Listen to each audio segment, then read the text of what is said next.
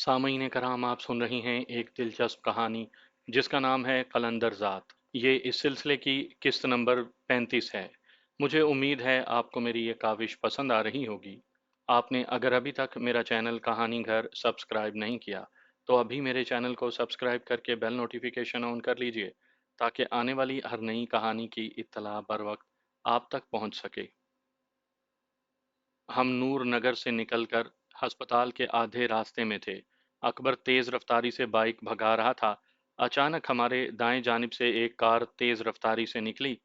उसने कच्चे में कार उतारी तो धूल का एक गुबार उठा जिससे सामने कुछ भी न दिखाई दिया। जैसे ही धूल साफ हुई तो सामने सुर्ख रंग की कार बिल्कुल सड़क के दरमियान खड़ी थी। उसके पीछे दो स्याह रंग की कैबन गाड़ियां थीं जिन्होंने पूरा रास्ता रोका हुआ था। मैं चौंक गया और पूरी तरह अलर्ट हो गया। अकबर को बाइक रोकना ही थी। जैसे ही उसने बाइक रोकी अचानक ही सामने से कई सारे लोग निकल आए। उनमें एक लंबा तड़ंगा नौजवान था जिसके हाथ में पिस्टल था। बाकी कई लोग गन्ने थामे हुए थे। नौजवान ने अपना चश्मा उतारा, मेरे करीब आकर सर्द से लहजे में बोला, नीचे उतरो। क्यों? मैंने पूछा। इसके साथ ही उसने हाथ घुमाया और उसका पिस्टल समेत हाथ मेरी गर्दन पर पड़ा। इससे पहले कि मैं संभलता उसने दूसरा हाथ छोड़ दिया। मैं बाइक से नीचे गिरा ही था कि उसके साथ आए कई सारे लोग मेरी जानिब बढ़े। मैंने एक जस्त लगाते हुए ऊंची आवाज में कहा, अकबर निकल जाओ। उन्होंने अकबर की तरफ देखा तक नहीं बल्कि मेरी तरफ बढ़ाए क्योंकि मैं सड़क की बाएं जानिब खेतों की तरफ भागा था। उसी वक्त मेरे इर्द गिर्द फायर होने लगे। मुझे यकीन हो गया कि वो मुझे जिंदा पकड़ना चाहते हैं। मैंने अकबर को निकलते हुए देख लिया था, इसलिए बेपरवाह होकर फसलों की जानिब बढ़ता गया। मगर वो मुझसे भी तेज निकले। उन्होंने फायर बंद किया और मेरे पीछे लपके। मैं ज्यादा दूर तक नहीं जा सका था कि उन्होंने मुझे पकड़ लिया। वो कई सारे थे। उन्होंने मुझे पकड़ते ही बेतहाशा मारना शुरू कर दिया। मैंने जहां तक हो सका मज़ाहमत की। एक बार मैं उनके चुंगल से निकल भागा था मगर वो सारे ही फाइटर थे। तकरीबन 10-12 मिनट के बाद मैं उस वक्त बेबस हो गया जब किसी ने मेरे सर पर पिस्टल का दस्ता मारा। उस वक्त मैं होशो हवास खो बैठा और मुझे पता ही नहीं कि मैं कहाँ हूँ और मेरे साथ क्या हो रहा है। एयरपोर्ट रोड पर वो गुलिस्तान जौहर का इलाका था जिसमें एक काफ़ी कुशादा और नई तामीर शुदा कोठी थी जिसमें वो सब पहुंच गए। जसपाल और तानी ने इलाका पहली बार देखा था जबकि बदर उसी इलाके में रहता था। नाश्ता वगैरह करने के बाद मुराद और उसके दादा को एक कमरे में सुला दिया गया और वो पांचों ड्राइंग रूम में आ बैठे। तभी जसपाल ने बदर से पूछा, अब तो अपना तारुफ करवा दो। इस पर वो जोर से मुस्कुराया और बोला, कहाँ से सुनोगे, बचपन से या? उसने कहना चाहा तो तानी ने कहा, नहीं नहीं, वहां से बताओ जहां से तुम्हें हमारे बारे में पता चला था। तुम्हारी कहानी फिर सुन लेंगे। उसके यूं कहने से माहौल काफी हद तक खुशगवार हो गया। बदर लबों पर मुस्कुराहट लाते हुए बोला, मैं तुम लोगों के लिए गैर नहीं हूँ, मेरा ताल्लुक भी रोही से है। मैंने भी वहाँ कुछ अरसा गुजारा है। अभी तुम वहाँ बात करके तस्दीक करना। ये कहकर उसने एक तवील सांस ली और बोला, मैं कल दुबई में था जब मुझे फौरन यहाँ पहुँच जाने को कहा गया। ये इलाका मेरा है। वैसे तो मुझसे भी कई बड़े मगरमच्छ हैं यहाँ पर, लेकिन मैं अपने तरीके से रहता हूँ, इसलिए ज़्यादा गड़बड़ नहीं होती। खैर, यहाँ आकर तुम लोगों के बारे में पता चला। शाम तक मुझे ये इत्तला मिल गई कि असगर डकैत के लोग तुम लोगों को पकड़ने वाले हैं। कहाँ से पता चला? तानी ने पूछा। यहाँ के मेरे अपने जराए ने बताया। महरल शाह के बारे मुझे मालूम हो चुका था। मैं ये मालूम कर रहा था कि वो असल में चाहते क्या हैं। वो सब पता करके मैं तुम लोगों तक आना चाहता था। तो क्या इस बारे में पता चला? जसपाल ने पूछा। हाँ, पता चला। वो सिर्फ सारा ही को मारना नहीं चाह रहे हैं बल्कि वो शाहिद समेत उसके घर वालों को भी ख़त्म करना चाहते हैं। ये जिम्मेदारी महरल शाह ने इसलिए ले ली है कि परसाराम ने सारी जायदाद में से आधी जायदाद की कीमत महरल शाह को देने का वादा किया है। बदर ने कहा तो जसपाल बोला, अगर ये बात है तो हम उस परसाराम के बच्चे, भूल जाओ उन्हें, वो अपने बच्चे ले जा चुके हैं, इब्राहिम को मारकर। बदर ने अफसुर्दा लहजे में कहा तो उन्हें एकदम से शौक लगा। ये कैसे हुआ? तानी ने तेजी से पूछा। असल में बात यहाँ तक महदूद नहीं रही थी। उसे सियासी इशू बनाया जा रहा था और परसाराम ने उसे पूरी तरह सियासी इशू बना लिया था। बस फिर बहुत सारे सियासी लोग इस दबाव में आ गए। बदर, तुम साफ बात क्यों नहीं बताते हो? कैसा सियासी इशू? सारा ने कहा तो बदर ने उसकी तरफ देख कर बोला, तुम भी जानती हो कि परसाराम यहाँ के हिंदुओं में अपना असर व रसूख रखता है। उसने अपने बड़ों से बात की, उन्हें मौका मिल गया। वो लोग जो भारत यात्रा के लिए जाते हैं, उन्हें मीडिया पर इस तरह पेश किया जाने लगा कि जैसे ये पाकिस्तान से तंग आकर यहाँ से मुल्क छोड़कर जा रहे हैं। भारतीय मीडिया ने इस इशू को बहुत उठाया। दुनिया पर यह साबित किया जाने लगा कि पाकिस्तान में हिंदू कम्युनिटी पर बहुत जुल्म हो रहा है। बात हुकूमती ऐवानों तक जा पहुंची। सियासी लोगों ने महरल शाह को टास्क दे दिया कि इस हंगामे को यहीं ख़त्म करो। उसने परसाराम से गठजोड़ कर लिया। इसमें सबसे ज़्यादा परसाराम फ़ायदे में रहा। कैसे? जसपाल ने पूछा। पाकिस्तानी हुकूमत से मदद लेकर अपने बच्चे वापस लिए, इलाके में महरल शाह जैसे बंदे से गठजोड़ किया, अपनी कम्युनिटी में बाअसर हुआ, भारत नवाज लोगों की नज़रों में आ गया। अब वो उससे हर तरह का काम लेंगे और उसे पूरी मदद देंगे। अब वो इलाके में मजबूत ज़मींदार के तौर पर उभरेगा। बदर ने तफसील बताई तो शाहिद रोहांसा होकर बोला, सारा खेल लालच का है और इसमें बेचारा इब्राहिम काम आ गया। अब क्या करना है? जसपाल ने पूछा तो बदर ने जवाब दिया, देखो, सारा और शाहिद कब तक यहाँ छुपे रहेंगे? हमें इन्हीं का ख्याल रहेगा। असगर डकैत या महरल शाह के बंदों को मैं संभाल लूंगा, मगर जो राह के लोग इनके पीछे लग चुके हैं, उनके लिए बहुत मोहतात होना पड़ेगा। तुम्हें कैसे यकीन है कि राह के लोग? जसपाल ने पूछा तो बदर बोला, महरल शाह कौन है? यहाँ पर हर मजबूत आदमी के पीछे कोई ना कोई कुवत है। मैं भी कुछ नहीं हूँ अगर मुझ पर। वो कहते हुए रुक गया। तो फिर क्या करें? तानी ने पूछा। ये लोग भी इधर ही रहेंगे। ये शहर इन्हें चंद दिन तो छुपा लेगा। हम तीनों आज ही सखर जाएंगे। ये चारों मेरे लोगों के हवाले हैं और हम तीनों अपना काम मुकम्मल करेंगे। मजीद अगर कोई बात पूछना चाहती हो तो रोही फ़ोन कर लो। मुझे अभी बहुत से काम हैं। बदर ने कहा और उठकर बाहर की जानिब चला गया। जसपाल बहुत कुछ तेजी से सोचता रहा। मुझे जब होश आया तो मैं एक नीम तारीक कमरे के यख फर्श पर पड़ा था। मेरे हाथ बंधे हुए थे। मुझे कुछ भी अंदाज़ा नहीं था कि मैं कहाँ हूँ और कितनी देर तक बेहोश रहा हूँ। सबसे पहले मेरे जहन में यही सवाल आया कि ये कौन लोग हैं जिन्होंने मुझे अगवा किया है। लाशऊरी तौर पर मेरा ध्यान चौधरी शाह नवाज की तरफ जाता था। मुझे तो ये भी मालूम नहीं था कि उसके साथ क्या हुआ। उसे पकड़ा भी था या यूं ही छोड़ दिया गया, या फिर वो हत्थे ही नहीं चढ़ा। मेरा दिमाग घूम रहा था और मेरे बदन से टीसें उठ रही थीं। मैंने अपने सर में खून की चिपचिपाहट महसूस की। मैं यही सोच रहा था कि दरवाजे की चिरचिराहट के साथ रोशनी भी उमड़ आई। उसके बाद चंद लोग अंदर आए। उनमें वो नौजवान भी था जिसने पहली बार मुझ पर हमला किया था। उसने मेरी तरफ इशारा करके कहा, तुझे होश आ गया? ये कहकर वो मेरे पास फर्श पर बैठा और मेरे बाल जोर से पकड़कर बोला, तेरे बारे में सुना तो बहुत था, मगर तू तो एक हकीर चूहे की तरह मेरे काबू में आ गया। मैं चाहता तो वहीं एक गोली तेरे पार कर देता, लेकिन मैं अभी तेरे अंदर से बहुत कुछ निकालना चाहता हूँ। अगर तुझे भौंकने पर मजबूर ना किया तो मेरे यहाँ आने का मकसद ही खत्म हो जाता है।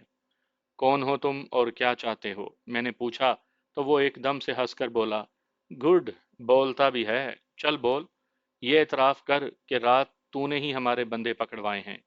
जब तक तू अपने बारे में नहीं बताएगा मुझसे कुछ नहीं पूछ सकेगा।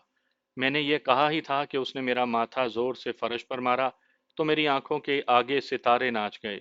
मैंने खुद पर काबू पाया तब तक वो उठकर खड़ा हो गया और उसने मेरी पसलियों में ठोकर मारते हुए कहा, एक हकीर चूहा मुझसे सवाल करता है कि मैं कौन हूँ? अभी बताऊंगा जब तू अपनी आखिरी सांसों पर होगा। तुम्हें खुद पर अफसोस होगा कि तुम भारत में दिलजीत सिंह बन के किस तरह गए थे। मतलब तुम भारती हो। मैंने इंतहाई नफरत से कहा तो वो हकारत से बोला, हाँ मैं भारती हूँ और सिर्फ तेरे लिए यहाँ आया हूँ। मैं तुझे खुद अपने हाथों से मारूंगा। बोल, शाहनवाज और मेरे साथी कहाँ हैं? उसने शाहनवाज के बारे में पूछा तो मुझे अंदाजा हो गया कि वो भी खुफिया वालों के हत्थे चढ़ चुका है। मुझे एक गूना सा सकून महसूस हुआ। तभी मैंने उसे जानबूझकर गुस्सा दिलाते हुए कहा, हिम्मत है तो पूछ ले, तू बोलेगा और बताएगा। ये कहकर उसने फिर मेरी पसलियों में ठोकर मारी तो मुझे अपना सांस रुकता हुआ महसूस हुआ। मैंने एक तवील सांस लिया और उसकी तरफ देखते हुए बोला, देख, तू जो कोई भी है, इस तरह बंधे हुए को कोई भी मार सकता है। तेरे जैसे चार हीजड़े भी ऐसा ही करेंगे। तेरी मर्दानगी तो मैं तब देखूं जब तू मेरे हाथ में हाथ डाले। पता तो तब चलेगा ना, घेर कर मारना तो हीजड़ों का काम है। اس کی باتوں میں مت آنا، یہ بہت خطرناک آدمی ہے۔ اس کے پیچھے کھڑے ایک گن بردار نے کہا تو وہ دانت پیستے ہوئے بولا، بول ہمارے آدمی کہاں ہے؟ ہاتھ میں ہاتھ ڈال کر پوچھ ہیجڑے، میں نے کہا تو وہ پاگل ہو گیا۔ اس نے میرے سر کے بال پکڑے اور میرا سر فرش پر مارنا چاہا۔ اسی لمحے میں نے اپنے آپ کو جھٹکا دیا تو میرا سر زمین پر نہ مار سکا۔ اس نے حیرت سے میری طرف دیکھا تو میں نے اس کے منہ پر تھوک دیا۔ وہ غصے میں تو پاگل ہی تھا، اس کی عقل بھی اس کا ساتھ چھوڑ گئی۔ وہ میرے ہاتھ کھولنے لگا، میرے ہاتھ کھل چکے تو مجھے اٹھا کر بولا، دکھا اپنی مردانگی۔ یہ کہتے ہوئے اس نے ایک مکہ میرے منہ پر مار دیا، لیکن اگلے ہی لمحے جب میں نے اس کے ماتھے کے درمیان پنچ مارا تو وہ چکرا گیا۔ میں نے اسی لمحے دونوں ہاتھوں کی کھڑی ہتھیلیاں اس کی کن پٹیوں پر ماری تو اس کے منہ سے کرا نکل گئی۔ وہ فائٹر تھا، سمجھ گیا، اس لیے فوراً پیچھے ہٹا اور خود پر قابو پانے میں کامیاب ہو گیا۔ میں نے غیر محسوس انداز میں چاروں طرف دیکھ لیا تھا کہ وہاں پر کتنے بندے ہیں۔ 3 آدمی تھے اور ان تینوں کے پاس گنیں تھیں۔ وہ میرے سامنے آ کر مجھ پر جھپٹا اور اس کے ساتھ ہی کوئی تیز دھار آلہ میری ران میں چبو دیا۔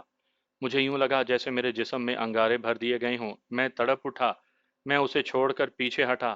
میں نے دیکھا وہ پتلے پھل والا خنجر تھا۔ ابلتا ہوا خون میری ران سے نکل کر ٹانگ کو بھگو رہا تھا۔ ٹیس کا احساس میرے پورے جسم میں پھیل رہا تھا۔ میں لڑکھڑا گیا، اسی لمحے وہ مجھ پر دوبارہ جھپٹا تو میں نے اسے اپنی لپیٹ میں لے لیا۔ اس کا سر میری بغل میں آیا تو میں نے اس کی گردن کو بھینچ لیا۔ اب میں اسے نکلنے نہیں دینا چاہتا تھا، وہ اپنا پورا زور لگا رہا تھا۔ وہ جس قدر زور لگاتا اسی قدر وہ اپنے آپ کو شکنجے میں جکڑا ہوا پاتا۔ اس نے ٹانگوں سے مجھے گرانے کی بہت کوشش کی، لیکن اس وقت میری بقا اسی میں تھی کہ وہ میرے قابو میں رہے۔ میں اسے لیتا ہوا غیر محسوس انداز میں ایک بندے کی جانب بڑھنے لگا۔ میں چاہتا تھا کہ وہ اپنے اس فائٹر کو بچانے کے لیے مجھ پر فائر کرے یا مجھے گن مارے یا مجھ پر جھپٹے۔ ایسا ہی ہوا۔ جیسے میں اس کے قریب ہوا اس نے گن ہوا میں لہرائی اور اس کا دستہ مجھے مارنا چاہتا تھا۔ اسی دوران میں نے بغل میں دی ہوئی گردن کو جھٹکا دیا، کڑک کی آواز آئی اور وہ ڈھیلا ہو گیا۔ اس وقت مجھے یہ معلوم نہیں ہو سکا کہ وہ مر گیا ہے یا ابھی زندہ ہے، کیونکہ میں نے اسے چھوڑ دیا تھا۔ جب تک اس کی گن نیچے آئی اس وقت تک میں گن پر ہاتھ ڈال چکا تھا۔ ایک جھٹکے کے ساتھ گن میرے ہاتھ میں آ چکی تھی۔ میں نے اگلے ہی لمحے اپنی جگہ چھوڑ دی، اسی لمحے وہیں فائر ہوا۔ میں نے فرش پر جست لگائی اور اس کا نشانہ لیا جس نے فائر کیا تھا۔ وہ دونوں ڈھیر ہو گئے۔ میں نے تیسرے کا نشانہ لیا، وہ بھی خون میں لت پت ہو گیا۔ اب انہیں دیکھنے کا اتنا وقت نہیں تھا، میں نے انہیں وہیں چھوڑا اور اس کمرے سے باہر نکلا۔ شام ڈھل چکی تھی اور اندھیرا پھیل رہا تھا۔ باہر لمبا کوریڈور تھا، وہ کوئی پرانا ڈاک بنگلہ تھا یا کوئی ایسی ہی دوسری عمارت تھی، مجھے یہ دیکھنے کی فرصت نہیں تھی۔ میں ابھی فرار کا راستہ دیکھ ہی رہا تھا کہ باہر کی طرف سے کئی لوگ بھاگتے ہوئے آ رہے تھے۔ میرے پاس اتنا وقت نہیں تھا کہ ان کا مقابلہ کرتا۔ میں تیزی سے بھاگا اور دائیں جانب کی دیوار کود گیا۔ میں جہاں پر گرا اس کے ارد گرد کئی فائر ہوئے۔ میری قسمت ساتھ دے رہی تھی اس لیے میں بچ گیا۔ میں تیزی سے بھاگا تو وہ لوگ بھی میرے پیچھے لگ گئے۔ میرے پاس اتنا وقت نہیں تھا کہ میں ایک لمحے کے لیے رکتا اور ان کا نشانہ لے کر فائر کرتا۔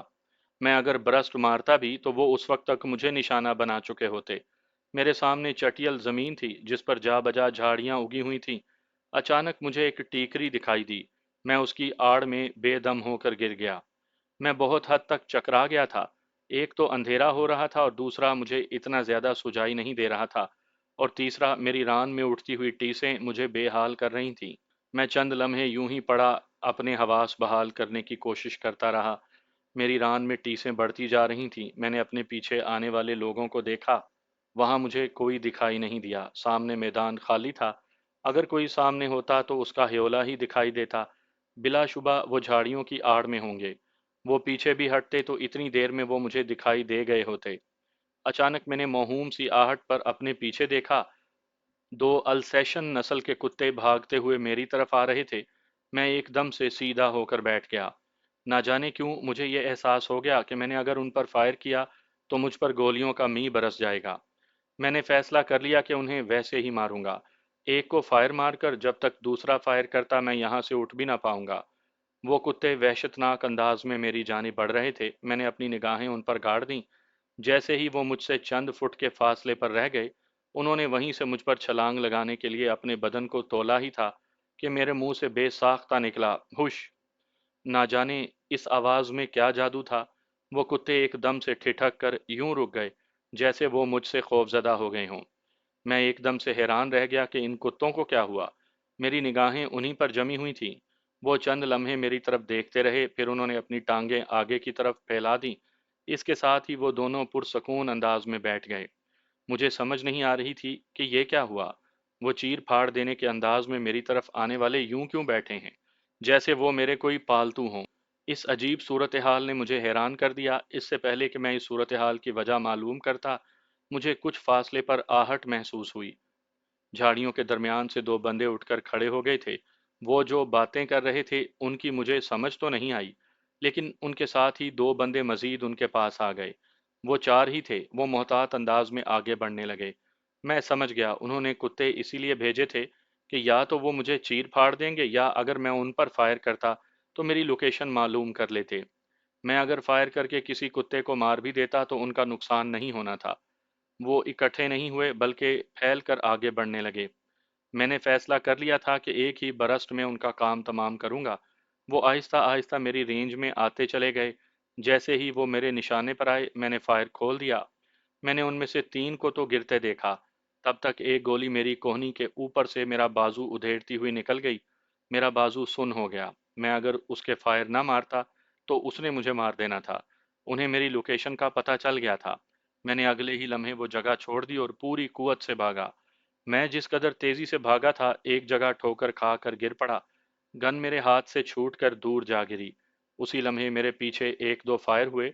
शायद मैं उनकी रेंज से निकल गया था, या फिर उनमें फायर करने की हिम्मत नहीं रही होगी। फिर कुछ नहीं हुआ। मैं अपनी बका के लिए भागता चला गया। हालांकि मेरी रान का जख्म मुझे भागने नहीं दे रहा था। मुझे यूं लग रहा था कि जैसे जख्म चिरता जा रहा हो। मैं आगे बढ़ता रहा, यहाँ तक कि बेदम होकर गिर पड़ा।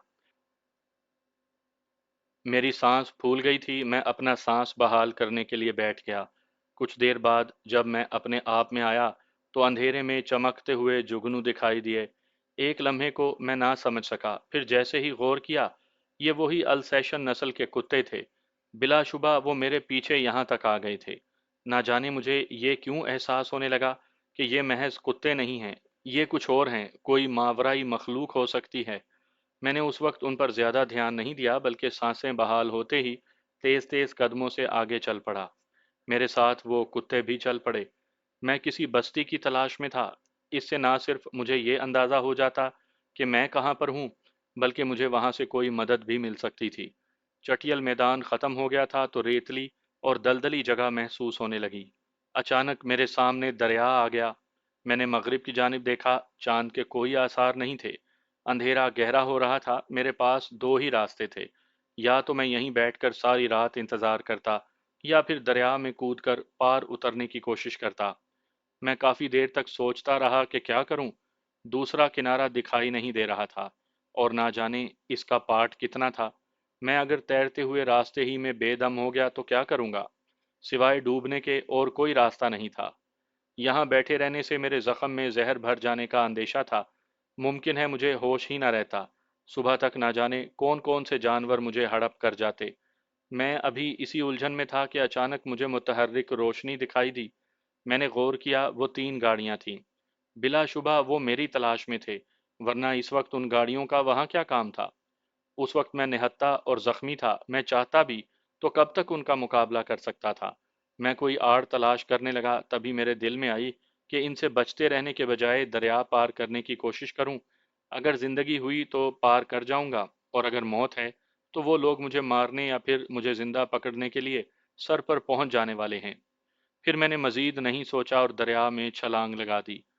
सर्द पानी ने मुझे सर से पांव तक सुन कर दिया। मैं कुछ देर के बाद पानी की सतह पर आया तो मैं ये देखकर हैरान रह गया कि वो दोनों कुत्ते मेरे दाएं बाएं तैरते आ रहे हैं। एकदम से मेरा हौसला बुलंद हो गया।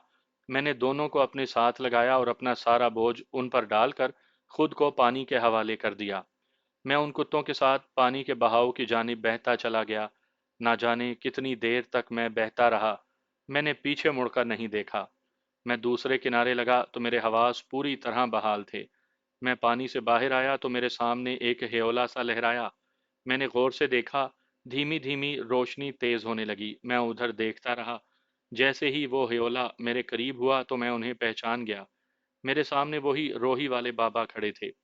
उनके पास एक रोशनी का हाला था जिसमें वो साफ तौर पर दिखाई दे रहे थे। मैं एकदम से चकरा गया। वो मेरी जानिब गौर से देख रहे थे। उन्होंने अपना असा बुलंद किया और ऊंची आवाज में कहा, आज तू दरिया पार ना करता तो अपनी मंजिल खोटी कर लेता। घबरा मत, अभी तुझे कुंदन बनना है, कुंदन। मैं हाजिर बाबा जी, मैंने पूरे खलूस से कहा।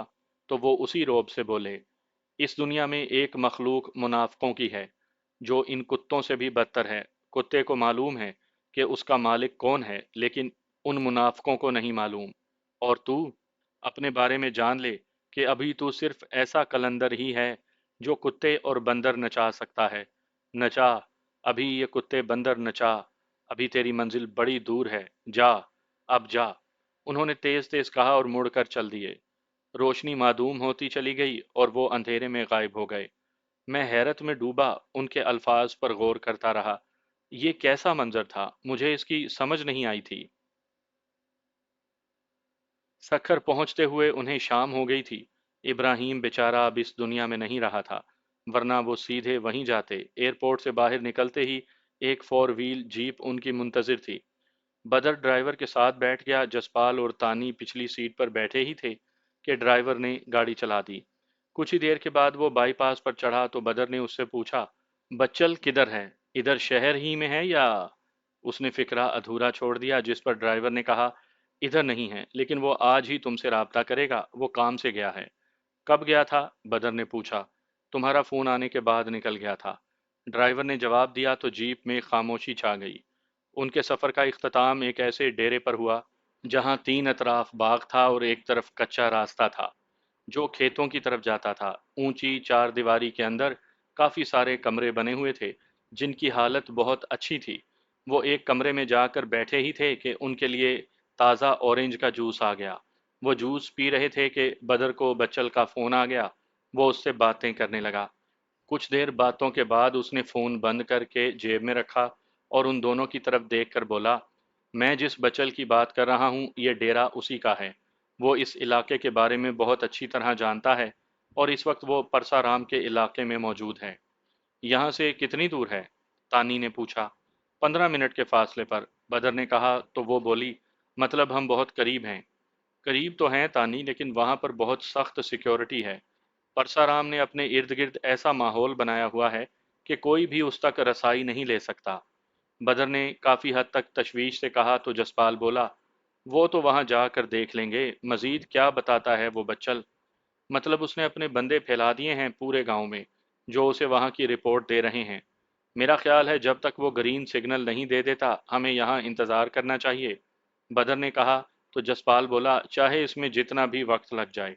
जाहिर है हम यहाँ खुदकुशी तो नहीं करने आए ना, मंजर साफ होगा तो ही कुछ करेंगे। बदर ने कहा। तो जसपाल बोला, ये इंसानी फितरत है। बदर के हद से ज़्यादा सिक्योरिटी से बंदा लापरवाह हो जाता है। और ये भी है कि जो अपनी इतनी सिक्योरिटी रखता है वो उतना ही बुज़दिल होता है। उसके गुमान में भी नहीं होगा कि हम उस पर हमला भी कर सकते हैं। मेरे ख्याल में ये रात सबसे अहम है। अगर इस रात हमने कुछ कर लिया तो ठीक, वरना फिर शायद ही हम कुछ कर पाएंगे। मैं नहीं जानता कि तुम्हारे जहन में क्या है, लेकिन अगर तुम आज रात ही चाहते हो तो मैं तैयार हूँ। चलते हैं। बदर एकदम से मान गया। उनमें लम्हा भर की खामोशी छा गई। अच्छा बदर, तुम ऐसा करो, बचल से पूछो सूरत हाल क्या है। अगर हम आज ही आना चाहें तो? तानी ने सोचते हुए लहजे में कहा। ओके, मैं पता करता हूँ, उसने कहा और बाहर की जानिब चला गया। कुछ देर के बाद ही वो वापस आ गया। उसके चेहरे पर मायूसी थी। क्या हुआ? तानी ने पूछा। तो वो ढीले से अंदाज में बोला, परसाराम अपने खानदान समेत गांव में नहीं है। गांव में नहीं तो किधर गया है वो? जसपाल ने पूछा तो उसने बताया, यही तो अभी मालूम नहीं हुआ। बच्चल को जैसे ही पता चला वो हमें बता देगा। ओह, मैं तो चाहता था कि आज रात ही, जसपाल ने कहा। तो बदर बोला, ये मुमकिन नहीं है, बच्चल का इंतजार करना पड़ेगा। सरे शाम ही उन्होंने रात का खाना खा लिया। वहां के लोगों ने बहुत तकल्लुफ से काम लिया था। उन्होंने चाय पी और कमरे से बाहर आ गए। अंधेरा काफी गहरा हो गया था। वो एक कमरे में पड़े रहे। आधी रात के करीब बच्चल के वापस आने की इत्तला मिली तो सब वहीं इकट्ठे होकर बैठ गए। बच्चल ने वहां की पूरी तफसील बताते हुए कहा, وہ اپنے خاندان کے ساتھ سادھو بیلا گیا ہوا ہے۔ مجھے جب پتا چلا تو میں نے اس کی پوری تحقیق کر کے ہی واپس آیا ہوں۔ اب یا تو اسے وہیں دیکھ لیا جائے یا پھر کل رات کا انتظار کیا جائے۔ یہ سادھو بیلا کیا ہے؟ تانی کے پوچھنے پر بچل نے بتایا، یہ ایک پرانا مندر ہے، یہیں سکھر میں۔ دریائے سندھ کے درمیان وہ سفید مندر کافی پرانا ہے۔ وہاں تک کشتیوں ہی کے ذریعے پہنچا جا سکتا ہے۔ تمہیں یقین ہے کہ وہ اس وقت وہاں پر ہوگا؟ جسپال نے پوچھا۔ پورا یقین ہے، تو ہی واپس لوٹا ہوں۔ باقی میرے بہت سارے لوگ ادھر ہیں۔ جیسے ہی وہ واپس آیا مجھے پتا چل جائے گا۔ اب کیا کریں؟ تانی نے کہا۔ چلتے ہیں ادھر سادھو بیلا، اگر آپ لوگوں نے ابھی جانا ہے تو۔ بچل نے کہا تو بدر نے نفی میں سر ہلاتے ہوئے کہا، نہیں، وہ عبادت گاہ ہے، کسی کی بھی ہے۔ میں وہاں خون خرابہ نہیں چاہتا۔ ہم انہیں گاؤں واپس آ جانے پر ہی دیکھیں گے۔ تو اب؟ تانی نے پوچھا۔ اب میڈم ایسا کرو کہ ادھر آرام کرو، کل دیکھتے ہیں کیا ہوتا ہے۔ اب تو مجبوری ہے، بچل نے کہا، تو انہوں نے سکون سے سو جانے کا فیصلہ کر لیا۔ بچل کے لوگ سیکیورٹی پر تھے لیکن انہوں نے اپنے طور پر ایک دوسرے کی حفاظت بھی طے کر لی۔ صبح ہوتے ہی انہوں نے پرسا رام کے بارے میں پوچھا۔ وہ ابھی تک گاؤں واپس نہیں لوٹا تھا۔ انہوں نے ناشتہ بھی کیا اور بچل کو ساتھ لے کر باغ کی طرف چلے گئے۔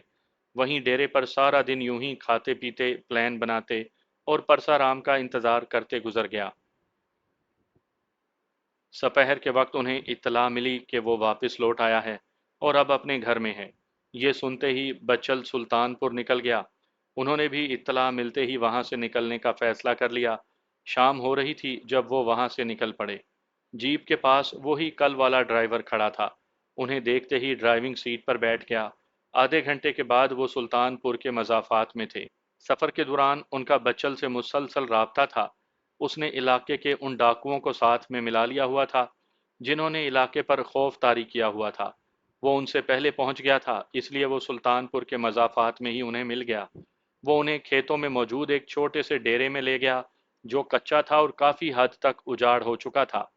کچھ دیر باتوں کے بعد جسپال نے اپنے ذہن میں پلاننگ کر لی تھی، تبھی اس نے کہا، دیکھو بدر، اس مشن میں تم لیڈر ہو، ہم نے وہی کرنا ہے جو تم کہو گے، لیکن میں تمہیں اپنا پلان بتاتا ہوں، اگر تمہیں پسند آئے تو بتانا۔ بولو۔ میں نے پرسا رام کا نہ صرف گھر دیکھا ہوا ہے بلکہ اس کے اندر صحن تک جا چکا ہوں۔ اس سے آگے کیا ہے وہ میں نہیں جانتا۔ میں اور تانی خاموشی سے اس کے گھر کے اندر اتریں گے۔ اندر جو سیکیورٹی ہوگی میں اسے سنبھال لوں گا، لیکن باہر جو بھی سیکیورٹی ہے انہیں تم لوگ سنبھالو گے۔ یہاں سے نکلنے کا راستہ تم لوگوں کے ذمہ ہوگا۔ ڈن ہے جسپال۔ کب چلیں؟ بدر نے کہا تو جسپال بولا، ابھی اور اسی وقت۔ اس وقت سیکیورٹی الرٹ نہیں ہوگی۔ جسپال نے کہا تو وہ اٹھتے ہوئے بولا، چلو پھر نکلو۔ وہ تینوں جیپ میں جا بیٹھے اور بچل دیوار کی جانب بڑھا جہاں ایک پرانا سا موٹر سائیکل کھڑا تھا۔ وہ گاؤں میں پہنچ گئے۔ انہوں نے جیپ گاؤں کے باہر ہی روک دی اور تیزی سے ان گلیوں میں گھس گئے جو ٹیڑھی میڑھی ہو کر پرسارام کے گھر کی جانب جاتی تھیں۔ اس کے گھر کے سامنے کھلی جگہ تھی جہاں لوگ بیٹھے تھے۔ وہیں سے بدر الگ ہو گیا۔ تانی اور جسپال ساتھ ہی مڑتی ہوئی گلی میں گھس گئے۔ انہیں کسی ایسے راستے کی تلاش تھی جہاں سے وہ اندر داخل ہو سکتے۔ ایک جگہ سے انہیں دیوار نیچی دکھائی دی جس پر چڑھا جا سکتا تھا۔ انہوں نے ایک دوسرے کی جانب دیکھا۔ اگلے ہی لمحے تانی دیوار کے ساتھ لگ کر کھڑی ہو گئی۔ اس نے پیٹ کے پاس دونوں ہاتھ پیالے کی صورت میں باندھے۔ جسپال نے اس پر پاؤں رکھا اور ایک ہی ہلے میں دیوار کے سر پر اپنے ہاتھ رکھ دیے۔ اس نے اپنے آپ کو اٹھایا اور دیوار پر جا چڑھا۔ دوسری جانب دھیمی روشنی تھی اور رہائشی پورشن کافی آگے تھا۔ جسپال دیوار پر لیٹ گیا اور ہاتھ بڑھا کر تانی کو اوپر کھینچ لیا۔ جسپال نے پہلے تانی کو نیچے اتارا، پھر خود نیچے آ گیا۔ وہ دیوار کی جڑ میں بیٹھ گئے۔ انہوں نے کوئی بات کیے بغیر جدید آٹومیٹک پسٹل نکالے جن پر سائلنسر لگا تھا۔ وہ خاموشی سے آگے بڑھتے گئے۔ ہر طرف خاموشی تھی۔ انہیں پوری طرح احساس تھا کہ کوئی چھت پر بھی ہو سکتا ہے، لیکن ابھی تک وہاں سے کوئی فائر نہیں ہوا تھا۔ وہ سامنے دالان میں چلے گئے۔ وہ محتاط قدموں سے آگے بڑھ رہے تھے، یہاں تک کہ انہیں اندر کی آوازیں آنے لگیں۔ وہ پورا خاندان کھانا کھا رہا تھا۔ وہ سبھی فرش پر ایک قطار میں بیٹھے تھے، پرسارام، اس کی بیوی، بیٹیاں اور بیٹے۔ جسپال نے نگاہوں ہی نگاہوں میں تانی کو وہیں رکنے اور کور دینے کا اشارہ کیا اور خود جست لگا کر اندر جا پہنچا۔ اس سے پہلے کہ وہ صورتحال کو سمجھتے، جسپال نے پسٹل پرسارام کے ماتھے پر رکھ دیا۔ वो सारे सहम कर रह गए। उसने वाज़िया तौर पर उनकी आंखों में खौफ देखा। परसाराम लरज कर रह गया था। उसके हाथ से निवाला छूट गया। जसपाल उसकी तरफ देखकर नफरत से बोला, तुम क्या समझते हो कि मैं तुम्हें छोड़ दूंगा और तुम हमें मार दोगे? मैंने कुछ नहीं किया, वो अटकते हुए बोला। तो उसने कहा, इब्राहिम को मारा और सारा पर कातलाना हमला। उस बेचारी ने तेरा क्या बिगाड़ा है? पर अब तू कुछ नहीं कर सकेगा। मैं आज तुझे जिंदा ही नहीं छोड़ूंगा। अब नहीं। लफ्ज उसके मुंह ही में थे कि वो एकदम से हट गया। अगरचे जसपाल उससे बात कर रहा था, लेकिन वो चौकन्ना था। परसाराम के बड़े बेटे ने फुर्ती दिखाते हुए उठकर उस पर छलांग लगाना चाही थी। तब तक बाहर से खामोश फायर हुआ और वो चीख मार कर कमरे के फर्श पर तड़पने लगा। उसकी माँ हिजयानी अंदाज में चीखी तो जसपाल ने जोर से कहा, खामोश। तुम सब लोग घेरे जा चुके हो। जिसने भी हरकत करने की कोशिश की वो मार दिया जाएगा। ये कहकर उसने सब की तरफ देखा और फिर बोला, मुझे सिर्फ परसाराम चाहिए। जो भी हमारे रास्ते में आया खत्म हो जाएगा। ये कहकर उसने परसाराम को गिरेबान से पकड़ा और उठा लिया। वो एकदम से ढीला सा हो गया, जैसे अभी बेहोश हो जाएगा। इन्हीं लम्हात में गांव के एक तरफ शोर मच गया। बच्चल ने अपना काम कर दिया था। उसने गांव के बाहर खेतों में पड़ी सूखी लकड़ियों को आग लगा दी थी। उसका मकसद सिर्फ लोगों की तवज्जो हटाना था।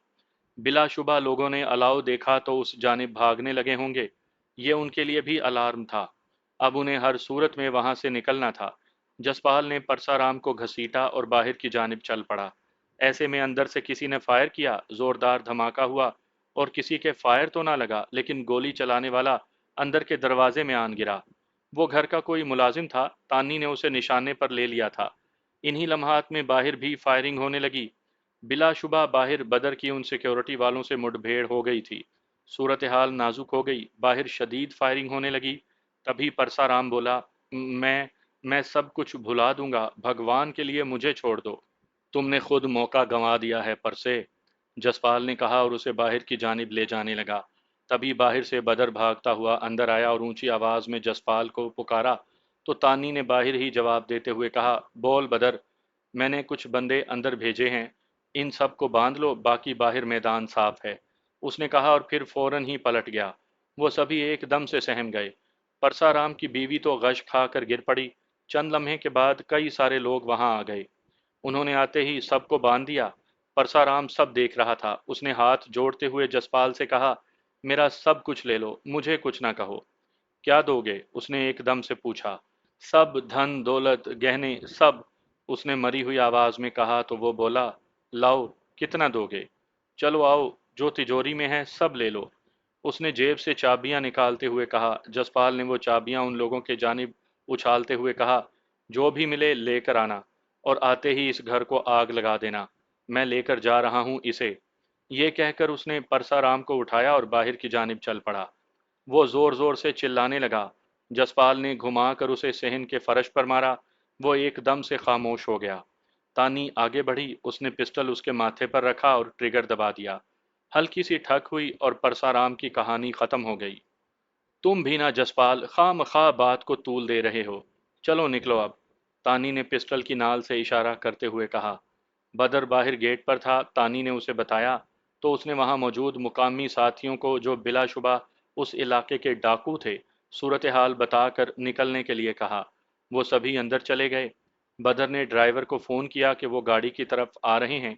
ड्राइवर ने उस सिमत को महफूज बताया। वो भागते हुए वहां जा पहुंचे। बचल पहले ही गाड़ी में मौजूद था। वो मुसलसल मुकामी डाकुओं के राब्ते में था। तकरीबन आधे घंटे से ज़्यादा वक्त गुजर गया। उसके बाद तक उन्होंने वहां पर लूट मार की। शदीद फायरिंग के साथ जैसे ही उन्होंने परसाराम के घर को आग लगाई तो गाड़ी में बैठे हुए सब ने शोले बुलंद होते हुए देखे। वो गाड़ी लेकर निकल गए। वो इंतहाई तेज रफ्तारी से वापस डेरे पर पहुंचे। वहां आते ही सबसे पहले उन्होंने सारा को सारी कार्रवाई के बारे में बताया। वो बहुत हद तक पुरसकून हो गई थी। रात गए उनकी टिकट कन्फर्म थी।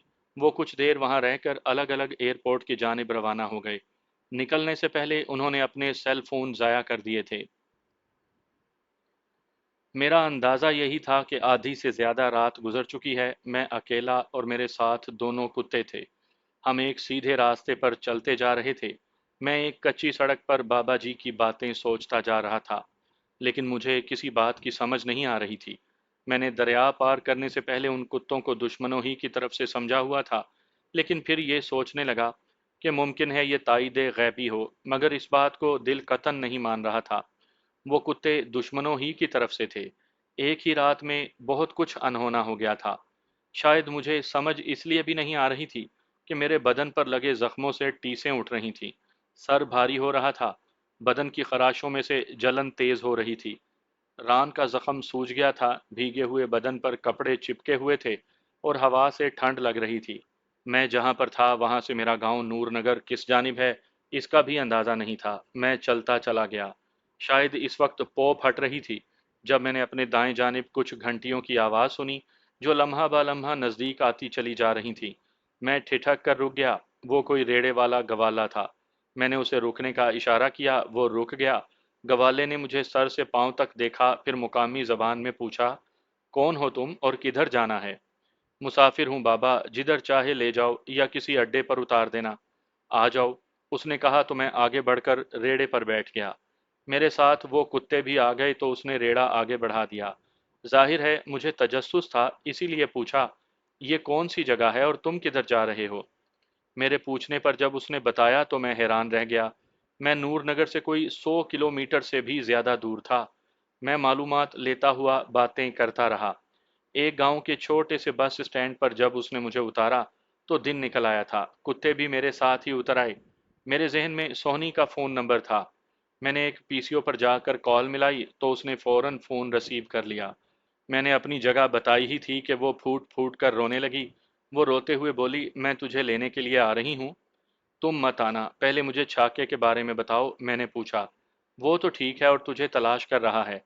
तुझे पीरजादा वकास ने गलत इत्तला दी थी। वो दुश्मनों के साथ मिला हुआ है, उसने बताया। तो मैंने कहा, अच्छा तुम ऐसे करो, मुझे उसका नंबर दो, मैं बात करता हूँ। उसने मुझे नंबर दिया। मैंने छाके को कॉल मिलाई तो उसने भी वही पीरजादे वाली बात बताकर कहा, मैं आता हूँ तुझे लेने के लिए, लेकिन तुम अपना ख्याल रखना। हो सकता है दुश्मन आगे पीछे हों। मैं करता हूँ कुछ, ये कहते ही उसने फ़ोन बंद कर दिया। मैं उसी पीसीओ के साथ बने बेंच पर बैठ गया। मुझे चक्कर आ रहे थे और मेरी हालत बिगड़ने लगी थी। शायद पीसीए वाले को मेरी हालत पर रहम आ गया। उसने अपने लिए चाय मंगवाई तो साथ में मेरे लिए भी मंगवा ली। मैं चाय पी चुका तो मेरा दिल खराब होने लगा, चक्कर तेज हो गए और आंखों के सामने अंधेरा छा गया। मेरे हवास मेरा साथ छोड़ रहे थे। मैं अपने आप पर काबू पाने में नाकाम हो गया। एकदम से मुझे कै आ गई। मैं बामुश्किल उस पीसीओ से बाहर निकला। मैं सिर्फ इतना देख सका कि कुत्ते मेरे इर्द गिर्द मंडलाने लगे थे। कै करने के साथ ही मैं जमीन पर गिर पड़ा। फिर मुझे होश नहीं रहा कि मैं कहाँ हूँ। मेरी आंखों के सामने पहले धुंध छाई, फिर सब कुछ गायब हो गया। मैं बेहोश हो गया था। मेरी आंख खुली तो कुछ देर तक मुझे समझ में नहीं आया कि मैं कहाँ हूँ। मेरे बदन में अगरचे दर्द कम था, लेकिन तेज बुखार से मैं निढाल हो रहा था। आहिस्ता आहिस्ता मुझे एहसास हुआ कि मैं किसी अस्पताल में हूँ जो इतना अच्छा नहीं। वो देहाती इलाके का छोटा सा अस्पताल था। वहाँ चंद बेड पड़े हुए थे जो सब खाली थे। मेरे पास सादा से लिबास वाला एक अधेड़ उम्र शख्स बैठा था। चेहरे मोहरे से उसकी शख्सियत बहुत जाज़िबे नज़र थी। छोटी छोटी सी दाढ़ी, पतले लब, भारी चेहरा, जिसमें आंखें बहुत शफाफ और जानदार थीं। मुझे लगा जैसे उनमें पूरी जिंदगी बस रही है। वो अपनी चमकदार और पुरकशिश आंखों से मुझे देख रहा था। मेरे होश में आते ही उसके लबों पर मुस्कुराहट रेंग गई। उसे देखकर मेरे मुंह से बेसाख्ता फौरी तौर पर निकला, मैं कहाँ हूँ? जहाँ तुम्हें होना चाहिए, मतलब तुम अस्पताल में हो। उसने भारी और शफीक लहजे में कहा। आप लाए हैं मुझे यहाँ? मैंने पूछा। हाँ, मैं अड्डे से गुजर रहा था, मैं तुम्हें देखा, तुम्हारी हालत बहुत ख़राब थी, मैं यहाँ ले आया। वो पीसीओ वाले को तो मैंने तुम्हारे ज़िम्मे जो पैसे थे वो दिए। तुम्हारे कुत्ते बाहर बैठे हैं, उन्हें मैंने खाने के लिए रोटियां डाल दी हैं। और तुम अब ठीक हो। उसने मुझे तफसील से बताया तो मैं खामोश हो गया। चंद लम्हे बाद मुझे ख्याल आया तो मैंने कहा, आपका बहुत शुक्रिया कि ना ना, इसकी ज़रूरत नहीं। खैर, तुम्हारे कुछ टेस्ट मैंने शहर भिजवाए हैं, आ जाएंगे तो तुम्हारी दवाइयाँ भी आ जाएंगी। यहाँ अस्पताल में कोई सहूलत नहीं है। चाहो तो यहाँ रहो या फिर मेरे साथ मेरे घर आ जाओ, या फिर जैसे तुम कहो, उसने कहा और मेरी तरफ देखने लगा। मैं शशो पंज में पड़ गया कि इसे क्या जवाब दूं। फिर अगले ही लम्हे उस पर एतमाद कर लिया। अगर वो मेरा दुश्मन होता तो अब तक मेरे साथ जो चाहता कर लेता। जैसा आप चाहें, इस वक्त मैं अपने आप को आप ही के हवाले करता हूँ। मैंने कहा तो वो बोला, तो फिर उठो, अगर चल सको तो आओ घर ही चलते हैं। ये कहकर वो बेंच पर से उठ गया और मुझे सहारा दिया। उस वक्त मुझे एहसास हुआ कि मेरे बदन से बदबू के भूबके उठ रहे हैं। वो सारी कै मुझ पर ही हुई थी। मैं उस बू से खुद परेशान हो गया था। मैंने उस शख्स के चेहरे पर उसका रद्द-ए-अमल देखना चाहा, लेकिन वहां कुछ भी नहीं था। जैसे उसे ये बू आई ही ना हो। मुझे हैरत हुई। वो मुझे सहारा देकर बाहर लाया। उस देहाती अस्पताल का डॉक्टर और कंपाउंडर बाहर धूप में बैठे थे। वो हमें देखते ही खड़े हो गए। उन्हीं के पास कुत्ते बैठे हुए थे जो मेरी तरफ आकर जरा फासले पर रुक गए। उनसे जरा फासले पर एक कैबन 4 व्हील खड़ी थी। तभी डॉक्टर्स ने पूछा, जा रहे हैं आप? हाँ डॉक्टर, टेस्ट आ जाएंगे तो मैं आपको जहमत दूंगा, उसने धीमे लहजे में कहा। नहीं नहीं सर, आप बस मुझे ज़रा सा फ़ोन कर दें, मैं फ़ौरन पहुंच जाऊंगा। वैसे तो मेडिसिन भी आ ही जाएंगी। डॉक्टर ने कहा तो वो बोला, हाँ वो तो है, खैर आप ज़रा मेरी मदद करेंगे इसे गाड़ी तक? क्यों नहीं। ये कहते हुए वो दोनों मेरी जानिब बढ़े। वो मेरे करीब आए तो मैंने वाज़ेह तौर पर उन्हें बू से परेशान होते महसूस किया। उन्होंने मुझे जल्दी से गाड़ी में डाला, मगर आफरीन है उस शख्स पर, उसके माथे पर ज़रा शिकन नहीं आई। कुत्ते गाड़ी में बैठ गए तो वो चल दिया। हमारे सफ़र का इख्तिताम एक फार्म हाउस में हुआ। पहली निगाह में यही महसूस होता था कि वो जंगल में मंगल है। दूर दूर तक कोई आबादी नहीं थी। वसी चार दीवारी में अंदर एक रिहायशी इमारत थी, जिसके पोर्च में उसने गाड़ी रोकी और मुझे सहारा देकर अंदर ले जाने लगा तो चंद लोग आगे बढ़े। उसने उन्हें दूर रहने का इशारा किया तो वो हटकर खड़े हो गए। वो मुझे एक शानदार कमरे में ले गया, जहां जहाजी साइज का एक बेड था। वहां मुझे लिटाकर बोला, यहाँ आराम करो, मैं अभी आता हूँ। ये कहकर वो वापस चला गया और मैं अपने आप पर काबू पाने लगा। तकरीबन 2 घंटे के बाद तक मैं साफ सुथरे लिबास में पड़ा था। मेरे साइड टेबल पर मेडिसिन थी। मेरा पेट भर चुका था और बुखार काफ़ी हद तक कम हो गया था, और वो मेरे पास कई चक्कर लगा चुका था। मैं अब तक उसके बारे में यही अंदाज़ा लगा पाया था कि वो इस फार्म हाउस का मालिक है। बहुत ही अच्छा इंसान है। उसने शहर में टेस्ट के बाद वहीं के अच्छे डॉक्टरों से राबते के बाद दवाइयाँ मंगवा कर मुझे दी। मेरे कपड़े खुद तब्दील किए, खाना खिलाया और मेडिसिन देकर चला गया। मैं इससे ज़्यादा और कुछ नहीं जान सका था। ना मैंने पूछा और ना उसने मुझे बताया। शायद दवाइयों का असर था, मैं गनूदगी में था और फिर ना जाने कब सो गया। जब मेरी आंख खुली तो हर जानिब अंधेरा था। मैं वैसे ही पड़ा रहा। कुछ देर के बाद रोशनी हुई तो वो मेरे सामने था। उसके हाथों में खाना था। उसने मेरे सामने रखा और पूछा, कैसा महसूस कर रहे हो जवान? बहुत बेहतर, मैंने कहा तो उसने खाने की तरफ इशारा करके कहा, खाना खाओ, फिर दवा भी लेनी है। आप अपने बारे में मुझे नहीं बताएंगे? मेरा तजस्सुस लबों पर आ गया तो वो ज़रा सा मुस्कुराया और बोला, तुम खाना खाओ, मैं बताता हूँ तुम्हें। बेहतर, मैंने कहा और ट्रे अपने सामने रख ली। वो चंद लम्हे मेरी तरफ देखता रहा, फिर बोला, मैं आर्मी से रिटायर्ड कर्नल हूँ। मेरा नाम सरफराज हुसैन है। मेरी बीवी, बच्चे, पोते पोतियाँ हैं। वो सब शहर में रहते हैं। ये फार्म हाउस मैंने बनाया है। मैं यहाँ भी रहता हूँ और शहर में भी। शायद तुम्हारे बारे में मुझे इसलिए बताया गया कि मैं ही तुम्हारे नज़दीक था। मेरे बारे में बताया गया था आपको? मैंने पूछा तो उसने कहा, हाँ, उसी मेजर ने जो तुमसे भारती ले गया था। मैं तुम तक पहुंचा और तुम्हें यहाँ ले आया। तुम्हारे जिस्म में जहर असर करने के इब्तदाई मरहले में थे, जिसकी वजह से ये सब हुआ। कुछ जख्म थे, बहरहाल तुम ठीक हो जाओगे। मुझे यहाँ रहना होगा? मैंने पूछा। जाना चाहो तो मैं तुम्हें रोकूंगा नहीं, लेकिन मशवरा दूंगा कि कुछ दिन यहीं आराम करो, गपशप करो मेरे साथ, फिर चले जाना।